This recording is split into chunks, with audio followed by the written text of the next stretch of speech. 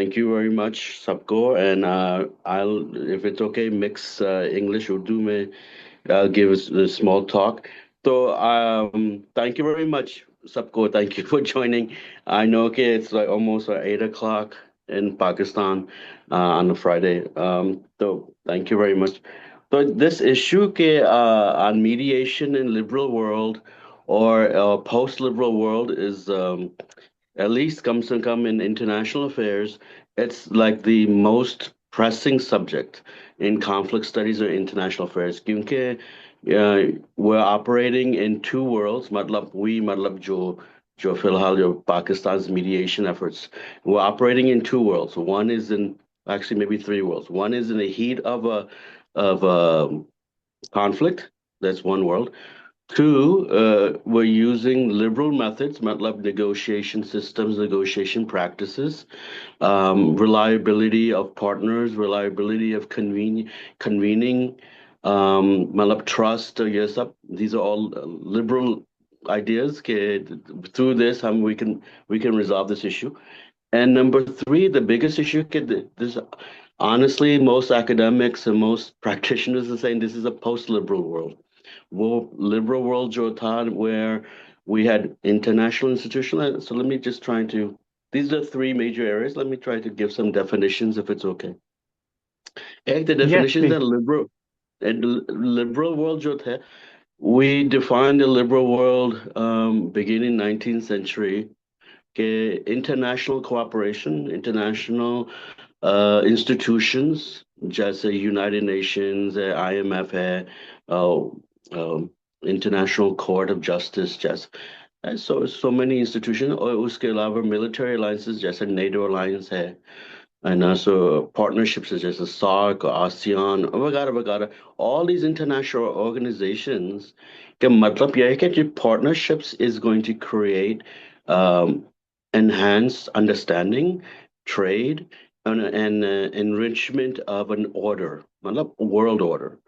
And this world order will give us some type of balance. We call it balance of world power. So this is like the essentials of liberalism. And this actually ideas I have from 1850s, Istikabad, and the nation state was coming, sovereignty bhi aa gaya, independence post contrary to imperialism and colonialism. So we have more, obviously, new states like Pakistan, India, all African states, Vagara, all these different states that are operating in this new system. And the idea, and there was an understanding as a UN charter when we had that we're all going to cooperate through different committees or different organizations. And if there is any, Madam 1945 ke baad, if there is any conflict or disagreement, we will use dialogue, matlab, and and venues of discussion, venues of exploration to decrease any violence or prevent violence. So this was the international order. Iske baad we had Human Rights Charter, and then Geneva Conventions, and then we had protection of diplomats and protection of individuals, protection of society. All these things came into this liberal order. So um, so this is why I think the question has become not how it descended. It is a different subject. How it descended and how we in the post. That's a different subject. Like in the truth of the matter is, in the last 6 to 8 years, we're in a post-liberal world. The post-liberal world का मतलब यह है कि these institutions की strength जो थे or coordination की power, convening power, financial and partnership का power जो original tha in the 40s and 50s and 60s, they are have decreased. Some argue that even 50s and 60s, they were not even that strong. Or else, why do we have all these wars in Vietnam, Persian Gulf, and so forth? But that's another subject. The point is that clearly it's more evident, and you don't even have to be, a scholar or practitioner. I mean, look at the last 4 years or three, comes to come 3, 4 years of Gaza. And where is the role of the United Nations? Where is the role of United Nations of this mediation that Pakistan is doing? So craftily and so with lots of attention. Where is the role of the international court system? Where are they? So a lot of this is that those institutions are lacking legitimacy and authority. So this is barely point, and you see this evident in crisis के बाद crisis. You see कि उनकी visibility बहुत कम है. They don't even you don't even see them positioning themselves. You don't see the Secretary General involved in any of these mediation efforts, जो Iran and US के साथ or Lebanon के साथ है. He may give statements, but he physically and he does not have a personal envoy there for these things. And that's one major issue. The second major issue is that since they're invisible, their voice of neutrality is now turned towards is picked up by other states, like for instance, either the superpowers, yeah, the middle powers, so Pakistan and so forth. So in this era of transition of post-liberalism, middle powers are becoming more involved. We need to position ourselves to control this. One, that there's a timing issue, there's a crisis issue, and these institutions are outdated and will outdated behavior. They don't even seem to be at all heavily invested involved. So, and I say this with some sort of academic side. I've actually done some consulting with UN Development Program, UNDP, and Arab countries, Libya, Syria. I've done work with UNICEF and all these other UN offices, UN political, and I just see them so bogged down with issues. And this is the other aspect of post-liberalism. They're more concerned with their own bureaucratic um, systems than they are concerned about the output or the rest of the world. And I saw this internally within the United Nations. So this is one point. They acknowledge that we're in the post-liberal world. In the post-liberal world, the institutions have become weakened or pretty insignificant. In about number one. Number two, फिर भी इसके अलावा we still know and still see, I think, that states, middle states, just like Doha, Qatar, and Pakistan, and of course other countries in Latin America and Ethiopia, Bagara. There's many middle states who have stepped up, who to work on regional issues, and they are facing many issues in this. One, they are the second point is that the middle states like Pakistan, and this let's work on this issue, are working with the liberal instruments of mediation to resolve a post-liberal age. So we're using, of course, convening power. We're using negotiation structures. One of the mediation Pakistan is doing, of course, is reframing and rethinking what are the interests of Iran, what are the interests of the U.S., what is the interest of regional actors in Gulf states, what unki sare interest in how to reframe it. Instead of after reframing it, then what are the key interests? What could be some compromise in this timeline after this timeline? So it's that's what it's happening in terms of today's mediation, right? We're using liberal instruments. The critique within the post-liberal mediation, as we saw with Gaza and also perhaps now with Iran, how do we know? The question is, how do we know this is going to actually, in conflicts, it will stick, it will stay? Matlab, we actually be have some authority to stay, and people will adhere to these agreements. I mean, look at Gaza as an example. It was signed in past September, and with all the fanfare and everything, and close to 20 countries were there signing, except Israel wasn't there, and I think 1 and 2 Palestinian representatives were there, but all these other countries were there to show support for this Gaza peace plan. And then since September, there's been 2,600, 2,600, I think, bias or something killed, right, from Israeli attacks, assaults. And this is post-peace plan. So there's no sort of evaluation or enforcement evaluation or some sort of incentive to stop the aggression, to stop. So this is sort of the key issues. In the liberal time, we had enforcement, right? We had enforcements, incentives.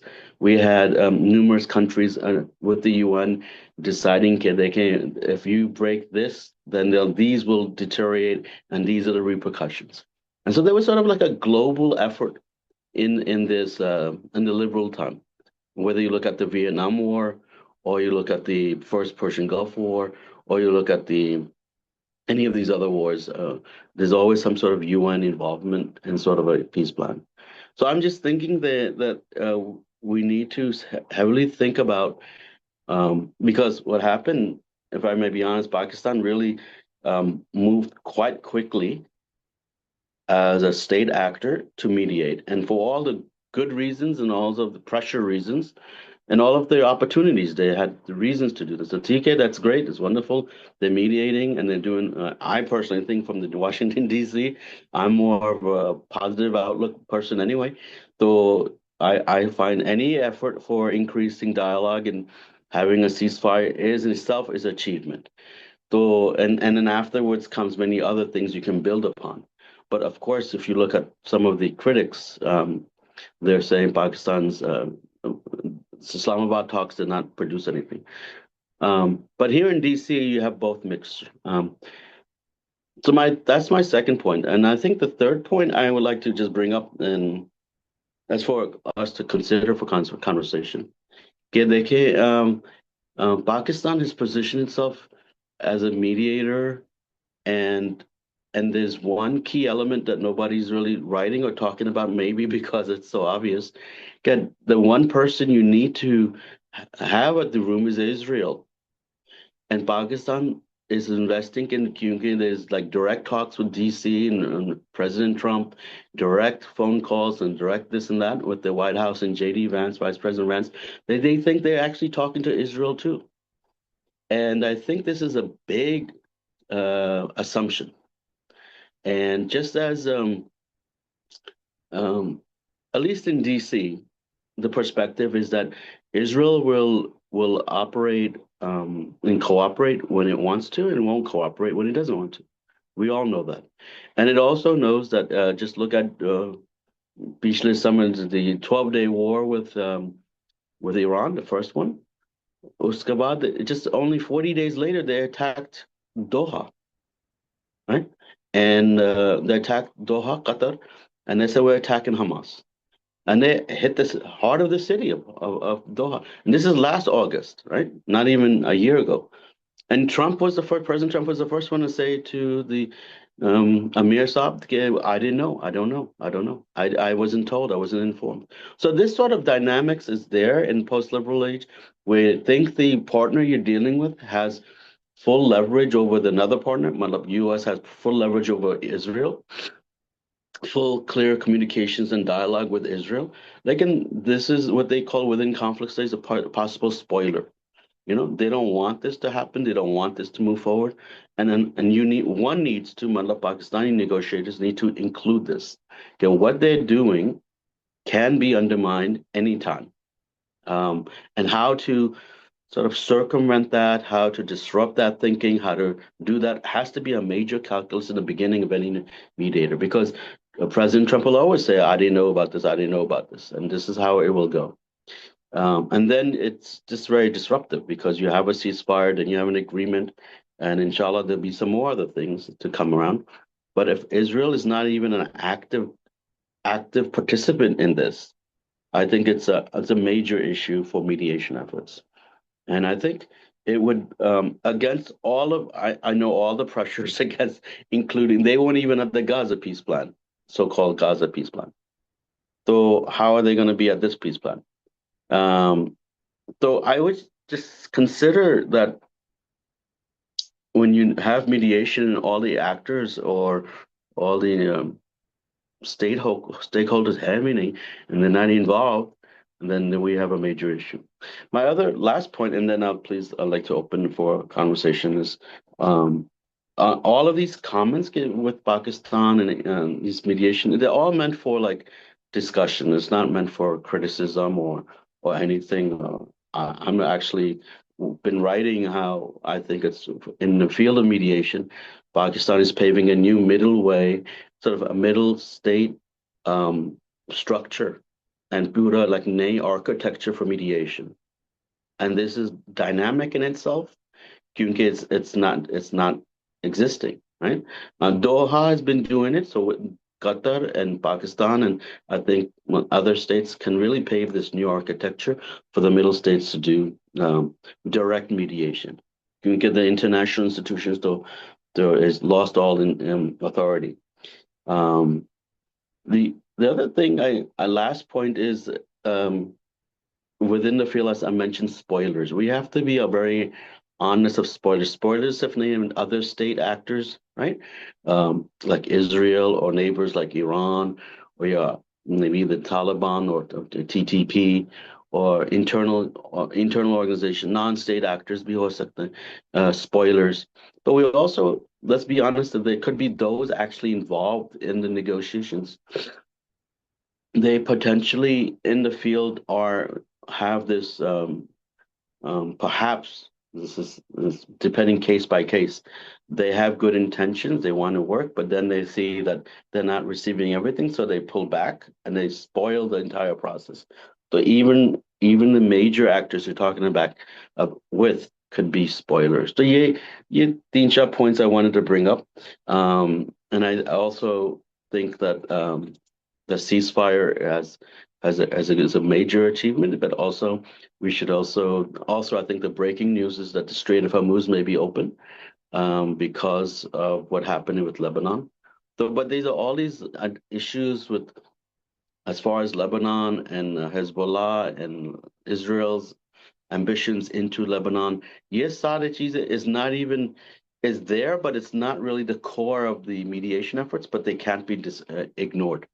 And so I'm wondering if in one of my articles I said maybe Pakistan could create like a co-mediators. And Qatar can take this, Turkey can take this, China could take this, Vagado, and Pakistan is sort of the head takes the driving seat and the driving wheel.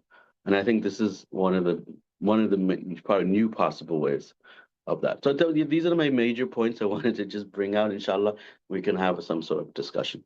Thank you. Ji doctor साहब बहुत शुक्रिया thank you very much for this very enlightening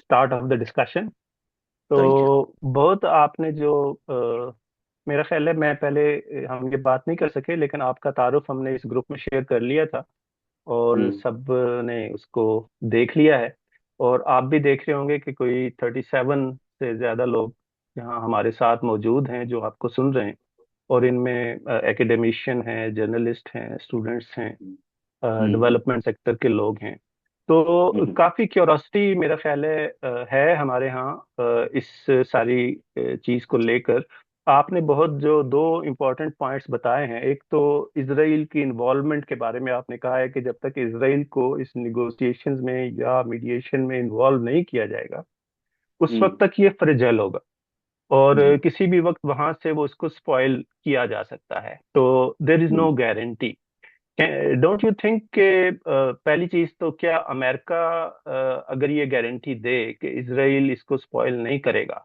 तो वो कितनी काबिल एतबार है और सेकेंडली ये है कि अगर आप समझते हैं कि उसको निगोशिएशन में शामिल लाजमी करना है तो पाकिस्तान के साथ तो उसके सफारती ताल्लुकात भी नहीं हैं इस सूरत में वो उसकी क्या सूरत हो सकती थी क्या शक्ल हो सकती थी कि इसराइल का कंसेंट या उसकी कोई रिप्रेजेंटेशन इसमें मौजूद हो मुझे लग रहा है कि जैसे आपने कहा कतर को और बाकी मुल्कों को भी अगर इसका पार्ट बनाया जाता as one of the mediators among many जी, जी, तो शायद ये मुमकिन होता कि जिनके साथ उनके बेहतर ताल्लुकात हैं वो वहाँ पे रोल अदा कर सकते थे तो इसको आप किस तरह से देखते हैं इसको रिजॉल्व करना लेकिन और भी जाहिर है कि बहुत से क्वेश्चन है और हमारे दोस्त भी करना चाहेंगे लेकिन मैं चाहता हूं कि ये जो एक बड़ा कंटेंशियस इशू है इसराइल की इन्वॉल्वमेंट का और इवन डील के बाद भी आप थोड़े शक व शुबे का इजहार कर रहे हैं तो इसके लिए आप क्या सजेस्ट करते हैं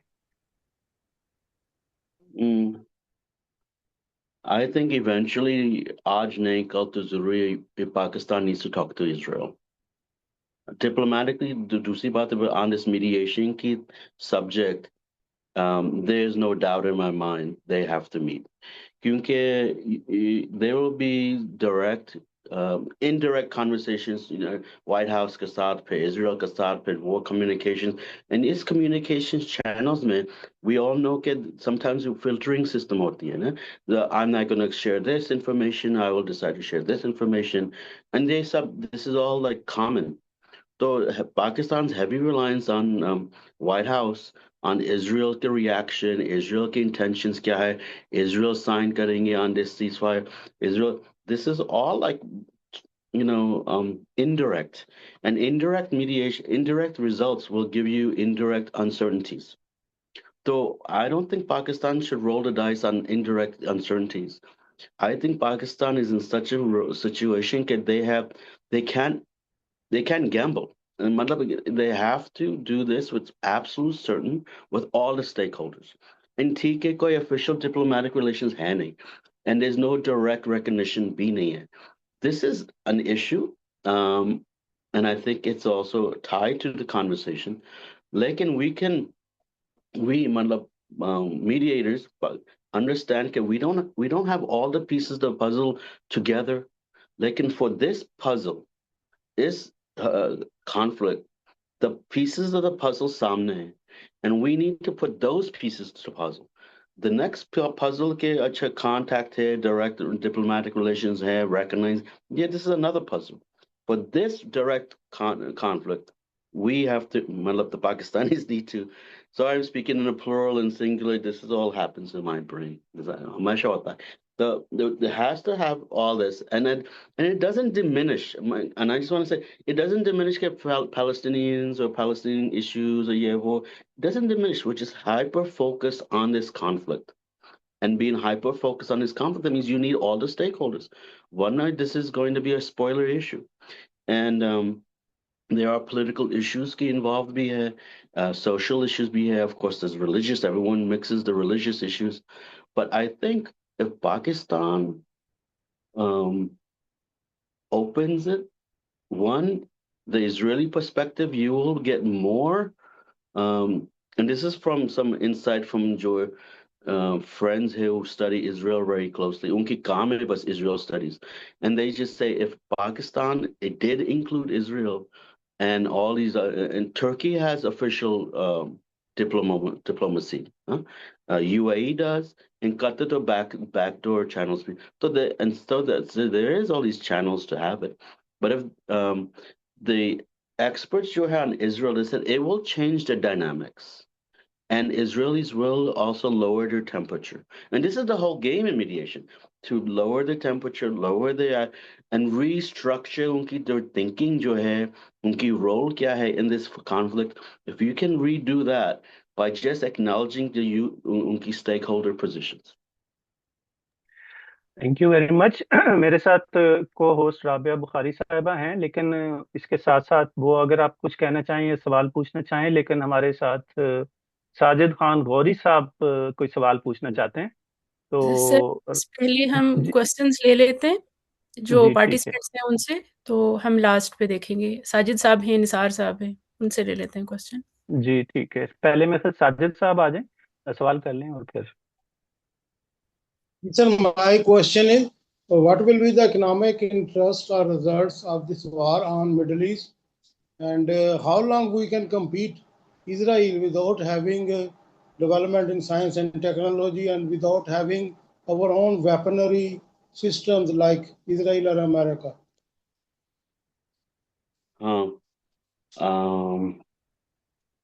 The economic issue, I can tell you that it is going to be economic repercussions, consequences जो है, I think it's going to last for at least 3 years.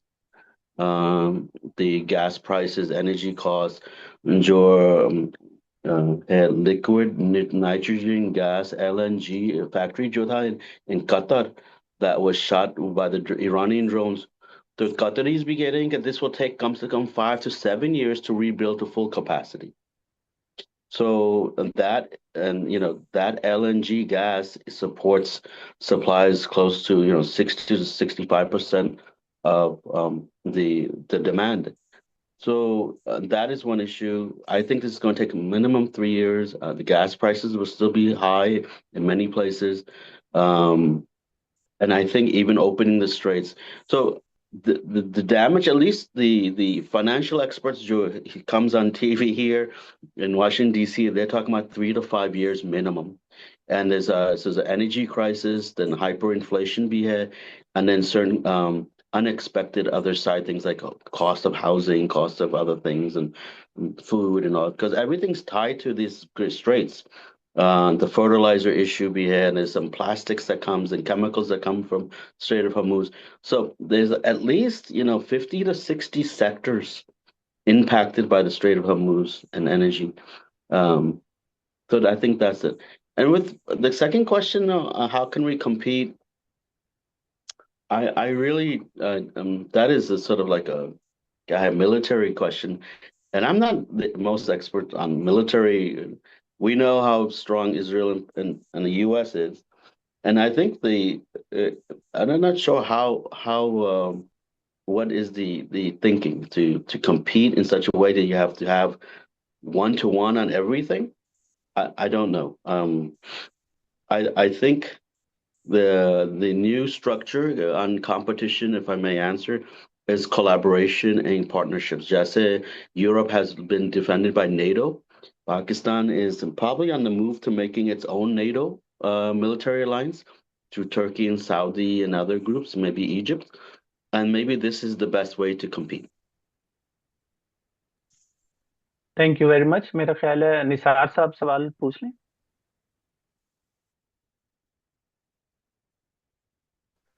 Thank you, sir. Thank you very much. Actually, I want to ask about this this political and diplomatic leverage Pakistan currently enjoying.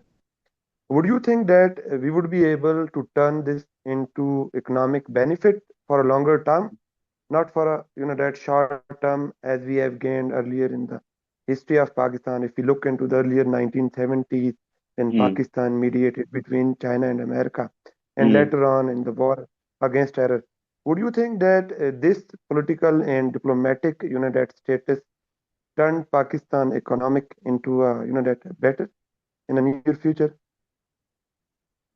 I mean, if Pakistan is not thinking this way, then something's wrong, because this is the way we all the entrepreneurs and private sector and governments should be sort of brainstorming this. This has created such a credibility for Pakistan's um, ability to execute, and this ability to execute and deliver on an international scale. And can I just step back before this economic? Uh, there are people from London, DC, and Morocco, etc., to Italy, before the Islamabad talks. I don't know if it's reached Pakistan, but when they say we're all watching Pakistan, Pakistan, the whole world's watching Pakistan, they're saying that Pakistan has to save the world. I don't know if this came into Pakistan news, but there are analysts from many continents that Pakistan is saving the world from its World War III. And this sort of heavy dependency from Latin America, Europe, Africa, and all parts the same, but everything. I know it's a lot of pressure, and maybe uh, this is how analysts speak, but there is a sort of truth to it that if Pakistan can really deliver, and these are the expectations, and Pakistan will deliver, and inshallah it should deliver. Why not deliver in all these other things, which is the economic benefits, and show off its many other sectors it has, its IT sector and the ability to build off its education sector and all this other, open the doors for all these other possibilities. So I personally think that in Pakistan, आपकी जो leadership here on economics, whether it be Chamber of Commerce, Ministry of Economics, they should be brainstorming this very, very strongly. Obviously, from Africa to everyone else is like we should have military trade, military training. And we see our military folks very busy from Pakistan going to different countries. But there are many, many other sectors in Pakistan outside of that. And it would be, this is one of those generation opportunities for Pakistan, once in a generation opportunity to build up all of these sectors and integrate those economies. This is what the point is, not just to say, Acha, yeah, please come and invest in us. No, it's not just investing, but also reforming our own private sector, opening it up, liberalizing it, and also then integrating it into global economies. That's what I was trying to suggest. Thank you very much. I think that answers very well. Now we can request Dr. Muhammad Ali Falak to please ask your question. Thank you very much. Very interesting talk, especially when the entire world is looking on the Islamabad talks. So I have one small question, actually two. Iran, in the previous round of talk, they were talking about having guarantees, right? And I think one of the bone of contention was that Iran was asking for guarantees that US or Israel is not going to attack again on Iran, right? So what you think now, as we are heading towards another round of Islamabad talk, America would be able to give any sort of guarantees in that regard that in future, this is not going to happen again. Second question is that how do you see the future of American bases in GCC countries after this US-Iran war? Do you see any potential for Pakistan to have more penetration in terms of air bases, in terms of security agreements, in terms of a more regional security provider after this war? And once again, thank you very much. Thank you. And these are wonderful questions, and I really appreciate. One is, can the security guarantees will not be attacked again? I'm on this subject. I'm a little cynical because even if these things are signed upon, and they agree to it, at least America signs or agrees to it, the big question mark is Israel. Israel is not there, is not signing on the agreement. And so they may continue to do this attacks on Iran, and so then it opens the door for Iran to respond. And even if Donald Trump tries to tries to convince or create obstacles for Israel, this Israeli government is not stopping. I mean, this is a government that is so committed to many. Well, the honest truth is what change, it was state collapse. If you start with the original mission, it wasn't for the regime, Iranian government to just collapse, and it was actually and have a new government. And it was actually state collapse. The state collapse, all the institutions fell: education, medical, public, private sector, military sector. Assad. This is what the intention was with the Israeli military mission. So for them, these talks are interrupting that mission. And even if they agree, but if they see some, they come up with some possibility. We see something, or they don't see something, they'll make something up, and then they'll still attack. So this is what I'm saying. The security guarantees may be with the U.S., and President Trump may come to Islamabad and sign on the dotted line and say this and that, but I don't think he can actually control Israeli behavior. That's the problem. And number two on this, in Gulf bases, I don't know sure if anyone remembers, but originally before the American bases, there were Pakistanis. Pakistanis had most of the support, created some of these bases. The Air Force and Navy, Pakistanis helped these Gulf in 80s, 70s and 80s, they had their presence there before the Americans.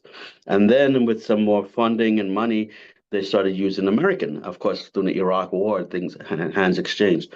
So yes, there is history that Pakistan can be there, but I think the better way is not just to have bases, but it's to start with bases, but to have this sort of more of a mutual defense pacts between all of these countries, and so like a sort of like a new NATO. That would be, I think, more more so constructive to me at least.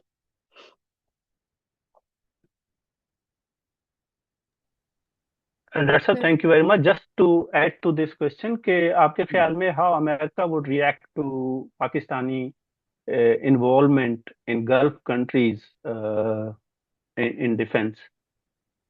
Do you think they would agree to have Pakistani bases and Pakistani military there? Case by case study here, because right now with this administration, Pakistan has a green light to do many things with this administration. So it's okay if they sign the deal with the mutual defense pact with Saudi. So if they do that, that's not going to be an issue. The Saudi and Qatar and Oman, I think Pakistan and the US will give it a green light.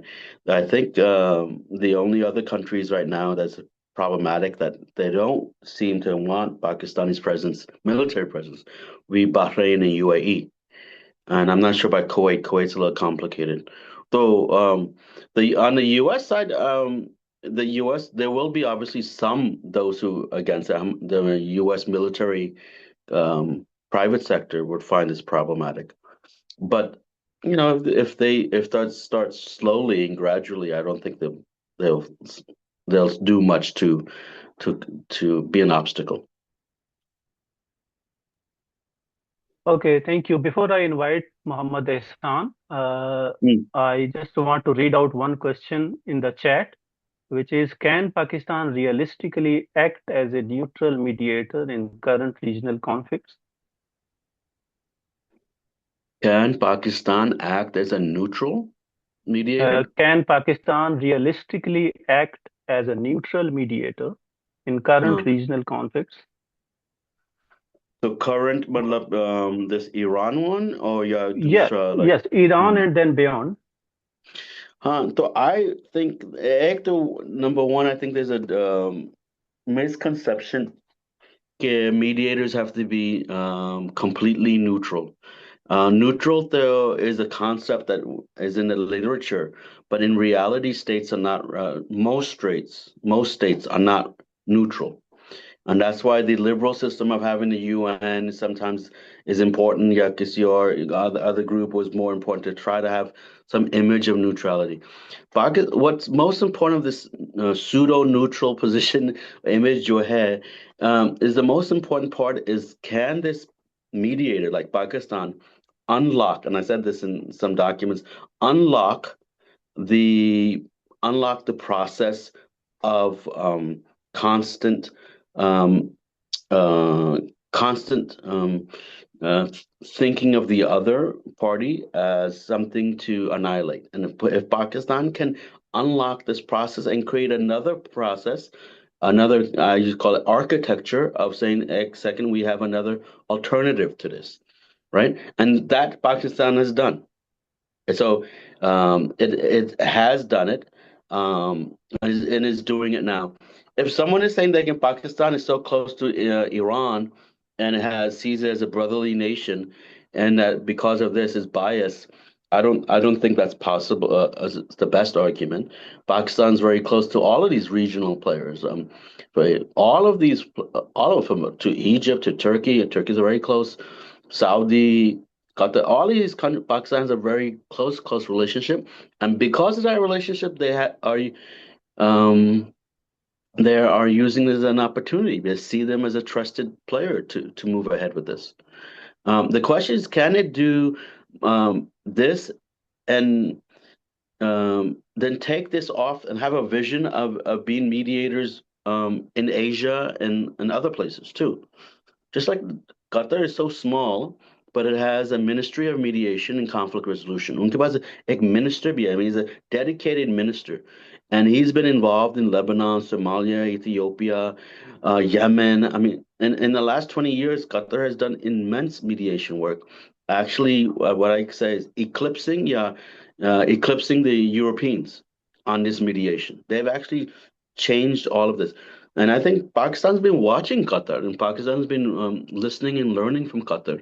And this joint Qatar and Pakistani efforts on mediation could be quite profound. And I think if Pakistan then turns east, it can then talk to about more mediation between its eastern neighbor after this. Okay, thank you. तीन और question हैं हमारे पास। सबसे पहले मोहम्मद एहसान साहब बात कर लें, और फिर उसके बाद मोहम्मद अब्बास साहब और अलीना वाजिद साहिबा से हम सवाल लेंगे, और डॉक्टर शमाइला मंशा से भी उसके बाद। तो एहसान साहब, आप सवाल पूछिए। Thank you, sir. Thank you for giving me the opportunity.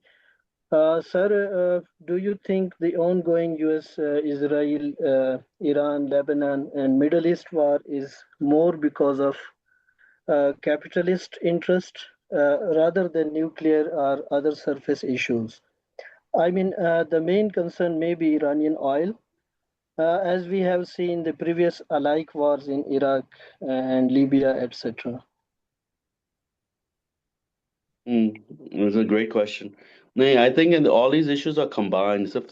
So Iran ki capitalist issues, and their oil, all their resources, yes, is all included. But the most important, I think, priority jo tha with Israelis that then said, convinced Americans eventually um, that we want state collapse. We want a complete state collapse of Iran, so they can be a non-threat to us, Israel, and to any of its neighbors forever. So this is the first mission. Uski lava, if it's collapsed, and then we can control its oil, and we can control its minerals, we can control its ports, and and create a new government and mirror it like a new Shah system. That is all, that was part of something later, the part of it. But the first and foremost was to make sure it would fail completely, and they couldn't do it. So they found out in the first 5 days it's not possible. So thank you. Abbas साहब। अच्छा sir, मेरा question ये है कि during वार हमने देखा कि जो अमेरिकन अलाइज थे जिन्होंने अमेरिका को अड्डे दिए हुए थे, अरेबियन कंट्रीज जो हैं, they had to face the music during the war. तो आप क्या समझते हैं कि जो ये कंट्रीज हैं जो अमेरिका के अलाइज थे, have they learned any lesson regarding American attitude और not? the Gulf states? Have learned any lesson regarding Americans' attitude or not? Thank yes, you. Gulf state. I think the Gulf states are. I was just talking before this call. I was talking to someone in Abu Dhabi. The Abu Dhabi was saying I can't say everything.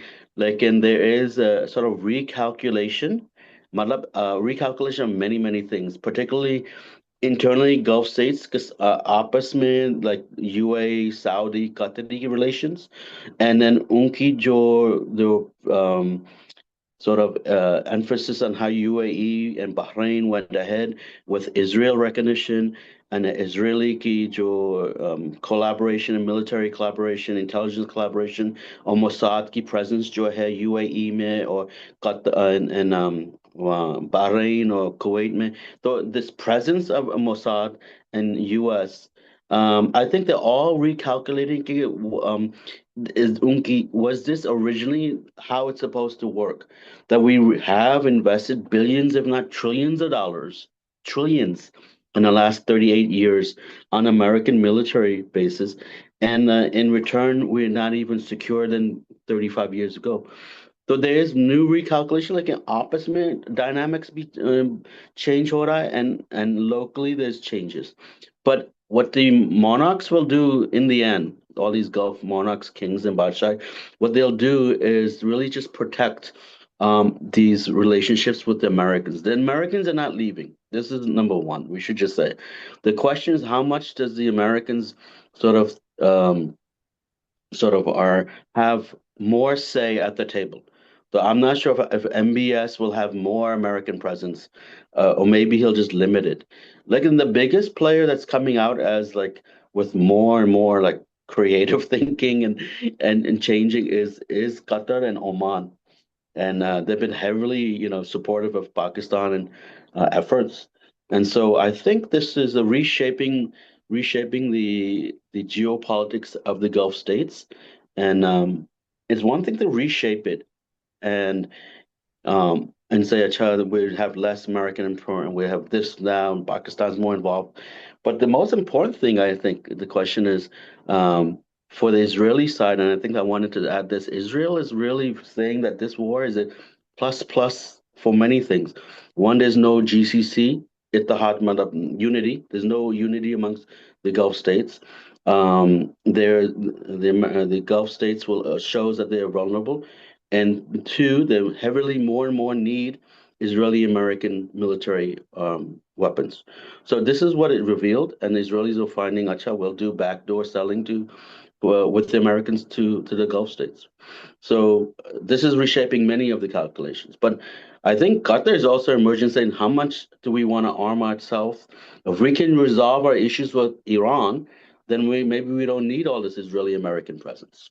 That's what Qatar has been saying for about 5 weeks.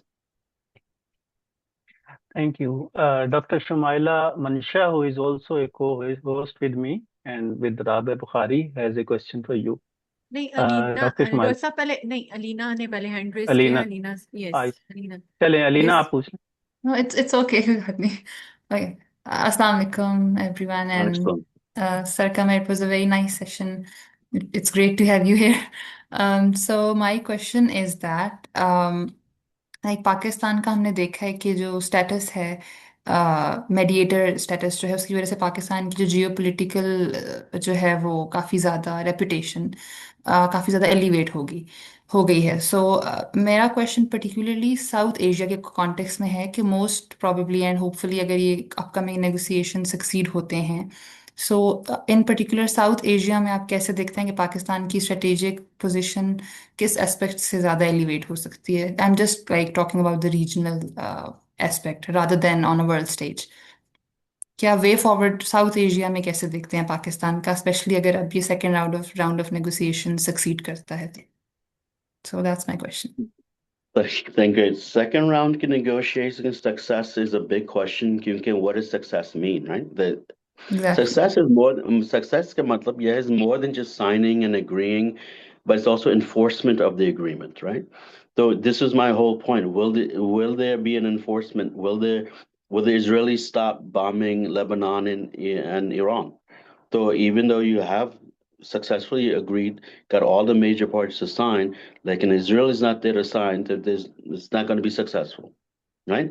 So the success of this agreement has to be ensuring Iran is not attacked and will not react. So that's the big question to all of us, and we don't know.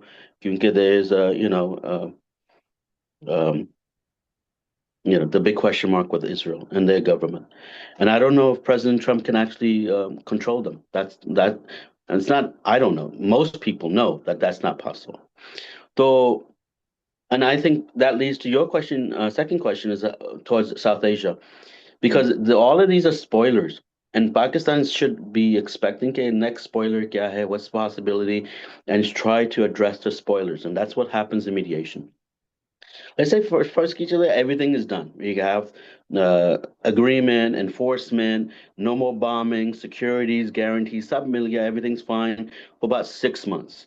In this 6 months, up to September or whatever, Pakistan can use these 6 months of relief, of mediation relief, or mediation execution, and start developing its mediation like institutions into many different places, I think, towards Afghanistan and towards more outreach to, of course, Bangladesh has been happening, but also thinking about reviving, South Asia's potential. And Pakistan may or may not be able to build this mediation with Prime Minister Modi. I think it should try, but Modi is not going to look like it's going to. It will be forced to do it.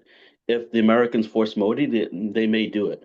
And I think this is what Pakistan will be able to, I think, get some sort of open dialogue with India. If that's possible, then you can revive SARC, you can revive trade, you can revive diplomacy, you can revive a whole, another world and build upon this mediation. The ho sakta, I just think it all depends on this particular moment, though. Exactly. And as you said, if you watch I'm not sure if anyone watches the Indian news channels or the parliament, most of them are hoping Pakistan will fail. right? So Yes. Yes. they're all saying this from day one. Who is this Pakistan? What is this Pakistan? It's a useless country. They're a terrorist country. How they so this all of this, yeah, Pakistan can eviscerate, destroy all of that, those narratives ji, after the negative success of narratives, this. exactly. Gee, yeah, exactly तो SAARC में भी it means कि improvement Pakistan के status में आ सकती है and आपने जिस तरह gee, इस्लामिक नेटवर्क की बात की थी ना, so that's a very good sign as well. yeah, thank you so much sir. Thank you. sure. Thank uh, you. Dr. Muhammad Ali Falak, you may ask your question. Yeah, thank you. Thank you very much. Sorry for asking many questions. It is such an interesting talk that I could not help myself. I have just one question. Obviously, we all have our skin in this topic. So, okay, so now the talks are going to take place in coming days. So there are two scenarios, right? Either the talks are successful, which mean that there is pause, right? As optimistic as I can get, I would not call it peace. I would call it a pause, right? There is pause for 6 months, as you're saying, or 3 months, and which means that U.S., Israel, and Iran, they reach on an agreement regarding their nuclear capabilities, regarding Strait of Hormuz. So Iran is temporarily out of the scene. So in that case, as the Israel Netanyahu's always say that after Iran it's going to be Pakistan. So which means that now Iran is sidelined, so they can fully focus on the nuclear capabilities of Pakistan. And already in American uh, statesmen, there were few voices that Pakistan is building long-range missiles, which can be threat to America. So the question is that if the talks are successful, what is the possibility that they are going to target or focus on Pakistan, on their next target, which is Pakistan, which has been openly declared. And as you are mentioning, that Israeli government is never going to stop or halt their plans for expansion towards greater Israel. Second thing, if the talks are failed, so do you think that, so how would the coming days would look like? Would it mean that again Pakistan will be between India on one side and Afghanistan, both of these attacking with Israeli personals and ammunitions. And so both of these scenarios, uh, whether the talks are successful or unsuccessful, what you think, for how long will it take for Pakistan to be directly in confrontation with Israel? Thank you very much. Or if you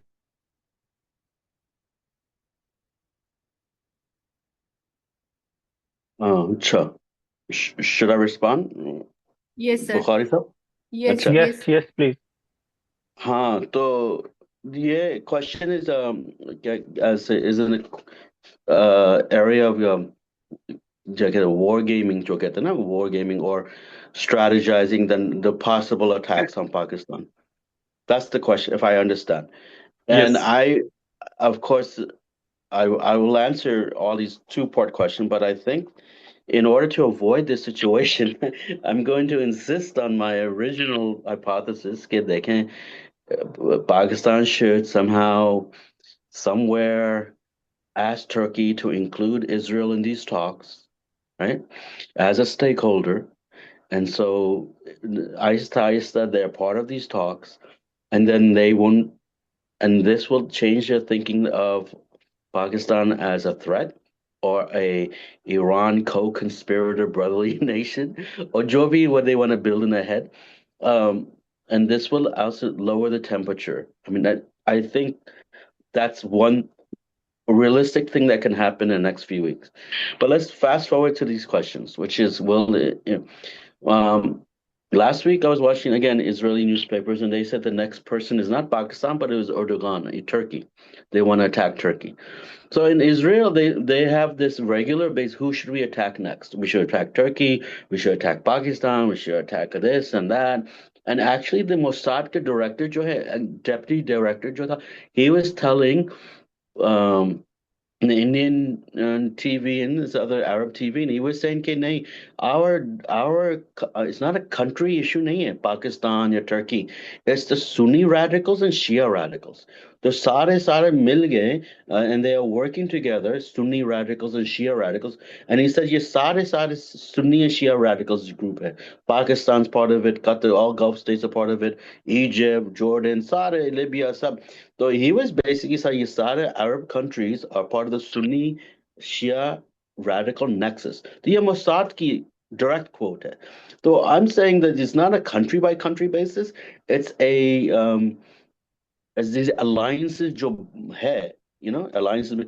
Turkey has alliance with Libya. Turkey has alliance with Ethiopia. We have Pakistan's alliances all with everyone.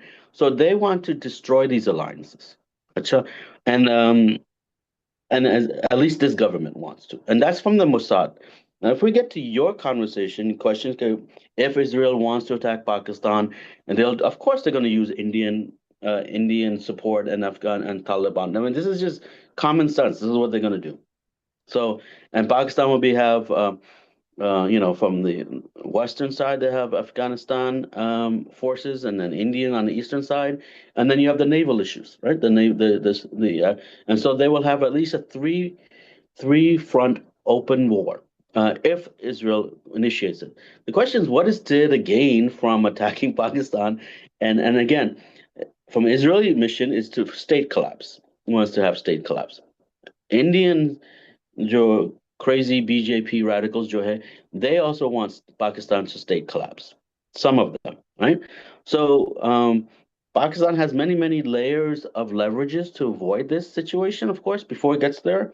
But yes, that is just going to be an obvious military affront, and it's just obviously they'll use air and so forth, as well as land and sea. And this is where one has to question, what's going on with the Afghanistan, if that can be mediated as soon as possible, and also mediate towards other things. So, Israelis' interest in destabilizing Pakistan is broken as fast as possible. Thank अच्छा you. Sir, Maria का सवाल था, तो फिर उसके बाद मैं पूछूंगी, फिर आप कंक्लूड कर लीजिएगा, आप और राबिया, ठीक है? जी, शुमाइला, आप मेरा ख्याल है जी जी, उससे पहले एक चैट में क्वेश्चन है वो सर इरम आई गुल थिंक साहिबा उसका ने। आंसर उसका आई थिंक हो गया है, वो सेम सवाल ही मैं फलक साहब ने पूछा था। यस हाँ, लेकिन जी मैं चाह रहा हूँ कि ये दोनों सिनारियोज अगर डॉक्टर साहब हमारे सामने रख दें कि व्हाट इफ दीज मीडिएशंस फेल और what if this mediation succeeds. ये दोनों सिनारियो में हमारे सामने क्या समझ में आता है कि अगर ये फेल हो जाती हैं मुज़ाकरात तो फिर क्या होगा, और अगर ये कामयाब हो जाते हैं तो फिर क्या होगा। तो ये दोनों सिनारियोज पे अगर थोड़ी सी 1-2 मिनट डॉक्टर साहब बात कर लें तो फर्दर जी, क्लैरिटी आ जाएगी। ठीक है। तो जी सक्सेस के मतलब आई थिंक सक्सेस वो है कि at least there'll be agreement US, Iran or Gulf states के साथ, and I'm hoping Israel would sort of send some sort of personality to sign on this dotted line. The success वो है कि the Straits of Hormuz is open, security guarantees मिल गया from Iran. On the U.S. Israel side, Iran agrees to 5 to 10 year no nuclear program. Success ye bhi hai, and I'll just stretch back. Success ye bhi hai. Get the killing in Iran, right? The deaths in Iran will stop. There's close to 3,020 or something number of Jews shaheed ho gaye, I think, in Iran. I mean, if that can stop, this is also success, right? And also it's a success for Pakistan. Pakistan's success is that main reason Pakistan should be involved is when there's war is such an ugly issue. There's spillage. right? There's the issues of war ki jo spillage hota hai, it goes into your borders. You have refugee issues, the health issues, public policy, public health issues. I mean, it's awful. And anyone who remembers Soviet invasion 1979 remembers what Pakistan had to do for all of the 80s and 90s. So spillage of war, if Pakistan can contain the war, that is success. So these are the major success. If it's not successful, unfortunately, the scenario is that Israel and US will continue to bomb Iran. Iran will continue to bomb the bases in the Gulf and some civilian structure. And also, yeah, we didn't bring this up. The Iran ki jo different groups jo hai, like the Houthis in Yemen and Hezbollah and at least a dozen militias in Iraq, they will be activated too. But the other issue is that there are other groups sympathizing with Iran, donor non-sectarian groups. And, actually, you find Sunni Shia ko theek hai.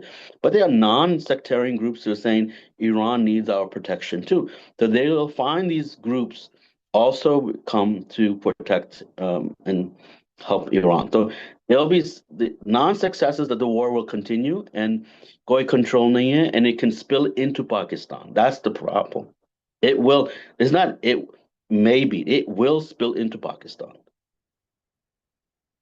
Thank you. Dr. Shazia Khan. Thank you, sir. If there's anyone before me, तो you can take the question. Doctor Shah से आप पूछ लें पहले, फिर बस हम team ही रह गए हैं जो इसको देख रहे हैं. Thank you, sir. Thank you for your talk. So I just want to ask that you mentioned that we have moved to this post-liberal world, and somehow we are trying to solve our current problem with same liberal ideas based on the trust and dialogue, and which makes this whole scenario really shaky. I just want to ask that what do you think that how long we are going to stay in this post-liberal world, and what is the new language of this world? What are the assumptions and logic through which nations should deal with each other? And do you have any hope for the revival of liberal values? And if there is, from where it can come from? Thank you. There's so many questions. Thank you, Shazia. And I'll try to answer some of these questions. I wrote down some of them. I think you're absolutely right. I think you will probably have the answers yourself. This is not just post-liberal, but it's a post-liberal transitional period. We're in a transition period, and most times we're in transitions. We don't come up with the right answers, but we are coming with some sort of alternatives. So the UN has become useless. These sort of institutions become lost legitimacy. So in this, they are thinking of alternative institutions, just as the new Middle East NATO, with Pakistan leading the new Middle East NATO. Call it whatever you want. There'll be another military institution. There may be a new institutions of mediation that Pakistan can form that's transnational. It could cover all of Middle East and Qatar, and also look towards South Asia. These new mediation and conflict resolution institutions. There may be more new institutions domestically within Pakistan. I think personally, in Pakistan is very ripe educationally and everything, where the students can actually do these mediation scenarios, practice on mediation, conflict prevention. Yes, they can practice these things. They can be growing up into this field too, and we can feed, if not lead, the world in mediation. Why is a country that's so much small of Qatar? I think is smaller than Karachi, but it's is leading mediation, and it's just incredible how they developed human capital, intellectual capital, and so all this. Pakistan is far more advanced in these areas, and I think it can either cooperate or build on that. And in this new sort of transition to a new, some saying, I won't call it, they call it post-liberalism 2.0. But then 2.0 or 4.0, I don't know. But the point is it is another version of liberalism. And the truth of the matter is, these liberal institutions were meant, the rule of law, protection of human rights, protection of minorities, protection of the law protects all individuals. But when these institutions were open to corruption, open for penetration by narcotics and criminal organizations, open for use of violence and using the rule of law to protect violence and sometimes using it for against what it was meant for. When all these institutions break down, this has to be a transition, a new thinking. And much of their thinking that we have of liberalism is from the 18th, 19th century of Europe, right? And that was developed in a certain context, right? Against monarchy, against imperialism, against this and that. Up there, we're not in a new sovereign state. So maybe citizens will think about a new liberal values, which is more like cohesive and won't be open to self-destruction.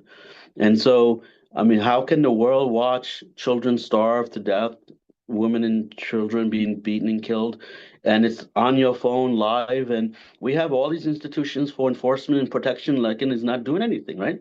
It's absolutely nothing. And another country can be attacked ruthlessly, like Iran, and neighbors are watching these things and going, there's no real like deterrence, real deterrence.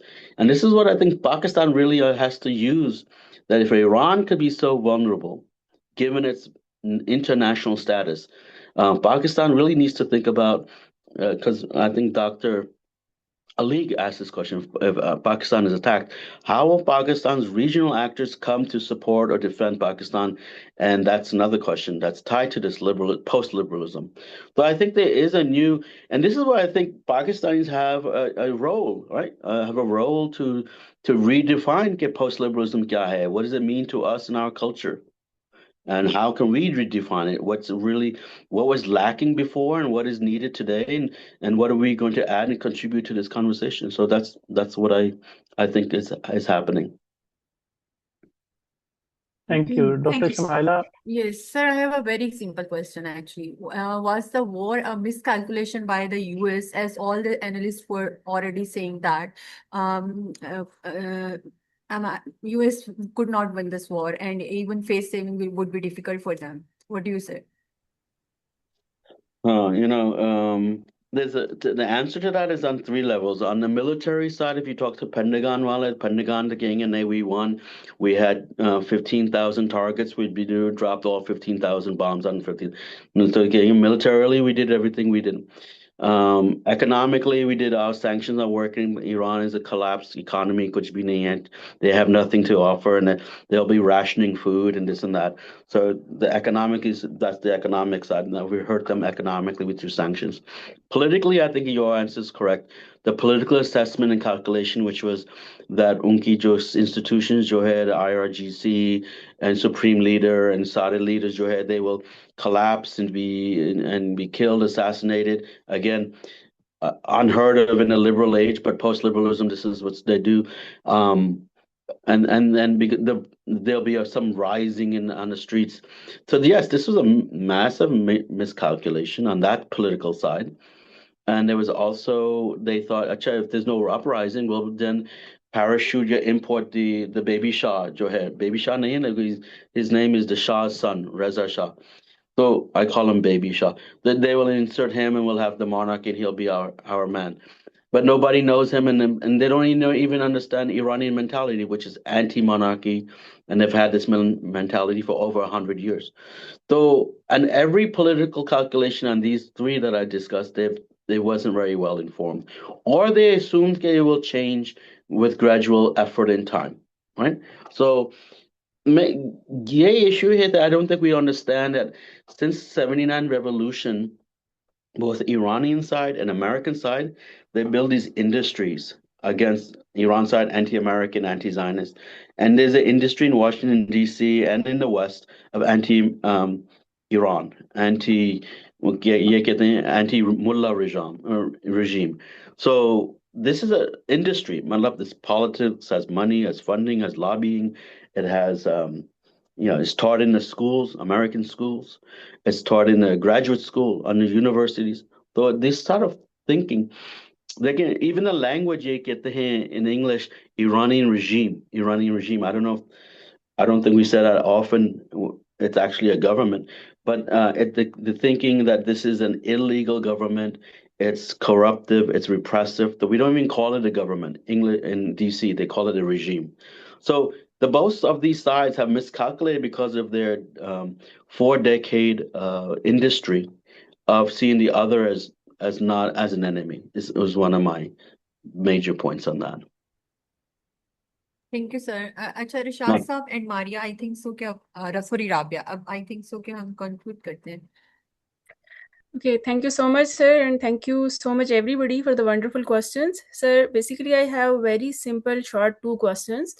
As we are looking on the whole scenario, we can see that our field marshal was in the front row while receiving the both delegations, and we can see that Pakistan role is heavily driven by military leadership, rather a civilian diplomacy. Does this strengthen or undermine Pakistan's credibility as a long-term peace broker? And the second thing is that we are discussing about the influence or outcome thing. We can see that when after the 21 hours long discussions or negotiations, we saw that the talks has stalled over core issues like the nuclear program.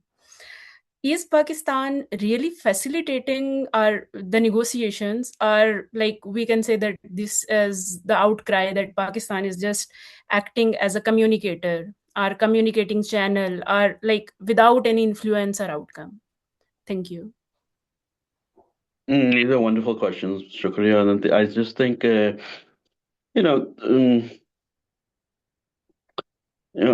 Pakistan is at its very political structure is the combination of the military and civilian. You can't have one without the other. And to dream that it's only civilian is thinking of another Pakistan, right? This is what it is. This is the reality. So this is how it operates.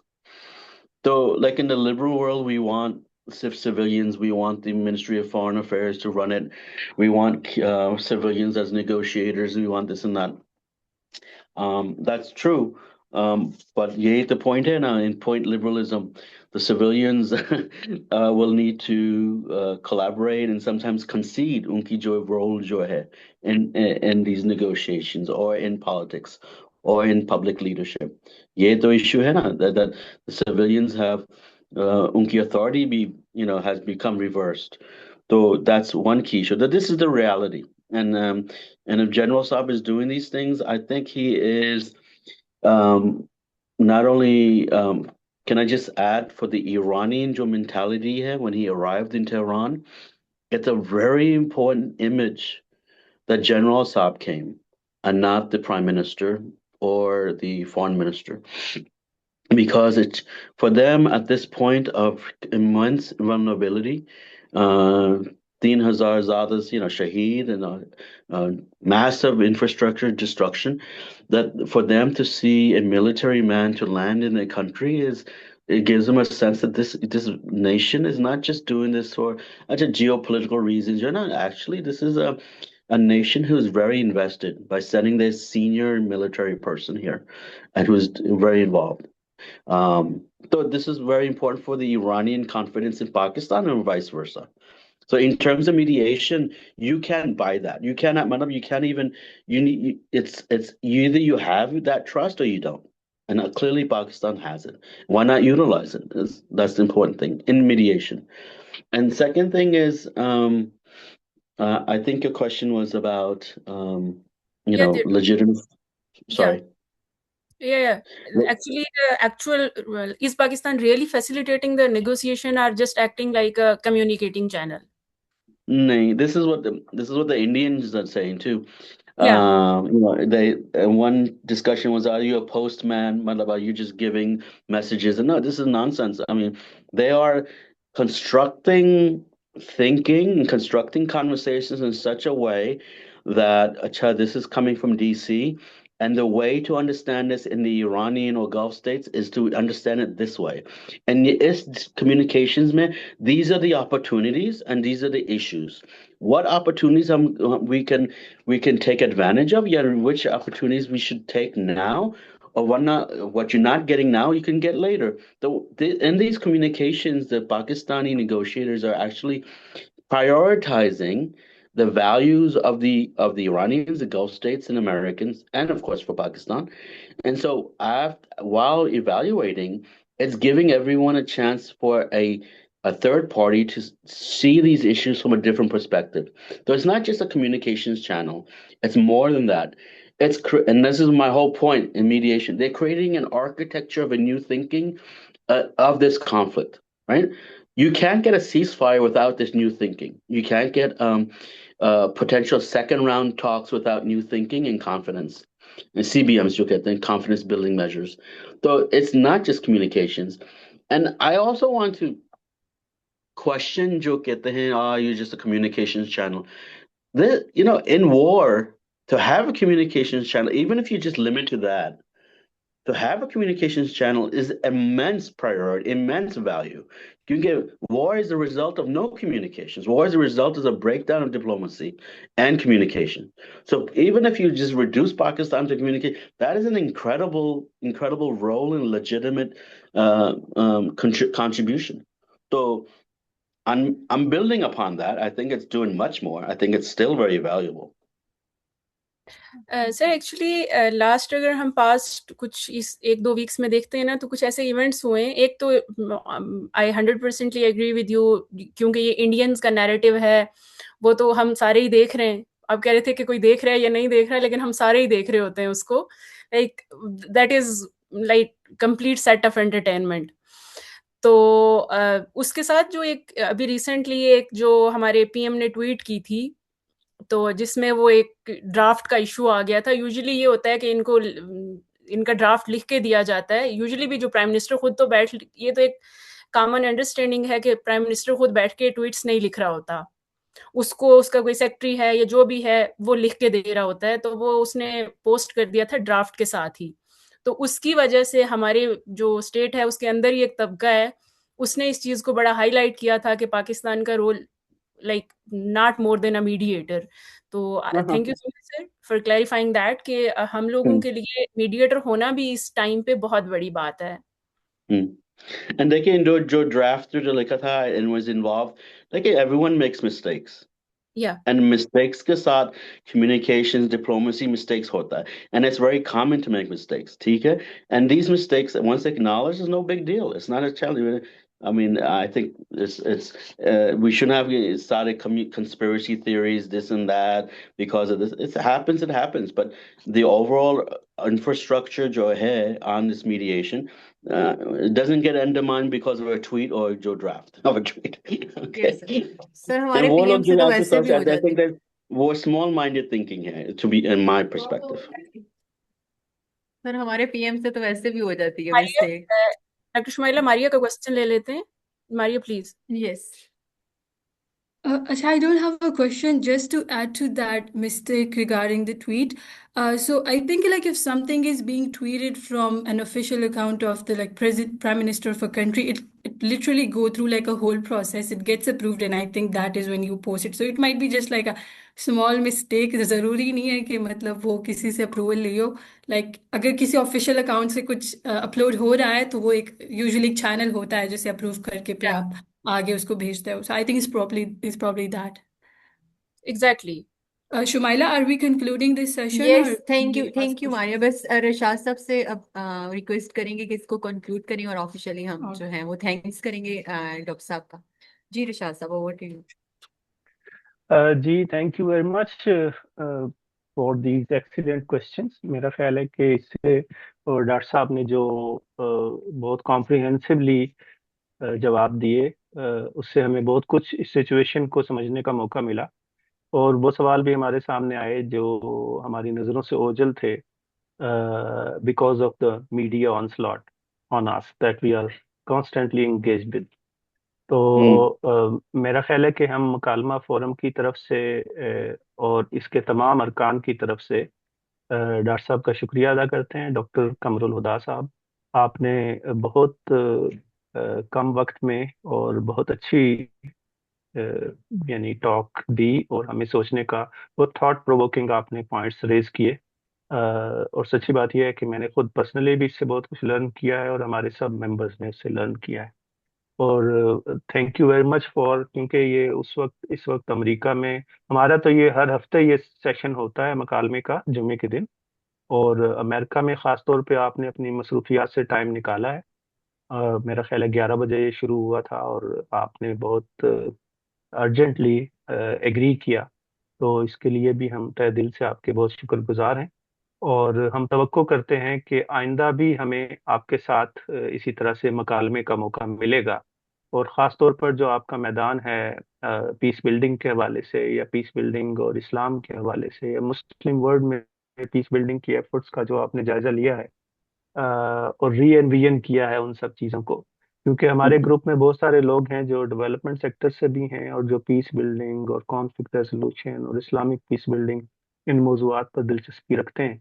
और यकीनन इसमें आपकी जो भी findings हैं और आपकी जो रिकमेंडेशंस हैं वो सुनना चाहेंगे। तो मेरा ख्याल है कि हम ऑफिशियली इसको यहाँ क्लोज कर सकते हैं, अनलेस डॉक्टर शमाइला और डॉक्टर राबिया बुखारी और doctor Shahid Anwar yes sir, साहब हैव यस सर, वो समथिंग टू बस add to it. Thank you very much sir. हम बस आपका शुक्रिया ये अदा करेंगे, और बहुत ही मजा आया, बहुत ज्यादा इंफॉर्मेटिव भी था और हमने थॉरोली इसको एंजॉय भी किया। होपफुली आपको भी क्वेश्चंस बड़े मजे के लगे होंगे सारे। तो इंशाल्लाह हम आइंदा भी आपको इनवाइट करते रहेंगे। Thank you very much everyone. और ऑफिशियली जो है हमारी तरफ से अल्लाह हाफिज। सर अगर आप कुछ कहना चाहें तो आप कह सकते हैं, तो टीम जो है वो हमारे साथ रहे। जी डॉक्टर साहब, आप कुछ कहना चाहेंगे? चलेंगे? Just thank चलें you. ठीक। Thank you so much, everyone. Questions were excellent. Conversations fantastic. And thank you for having me. In the future, if there's any other conversations, particularly on religion and global diplomacy or peace building, I'm more than happy to share this. But most importantly, I wanted to present कि DC क्या सोच रहे थे, उनके ideas क्या है, what they think of Pakistan and efforts. And I just wanted to re-emphasize that from the DC side, there's much appreciation of Pakistan and more appreciation than that's actually in the news. तो ये आपको sort of reinforce करना चाह रहा था. So thank you very much. Thank Inshallah, you, we'll talk to that. Thank you, sir. Thank you. Thank you thank you very Khudafis. Much.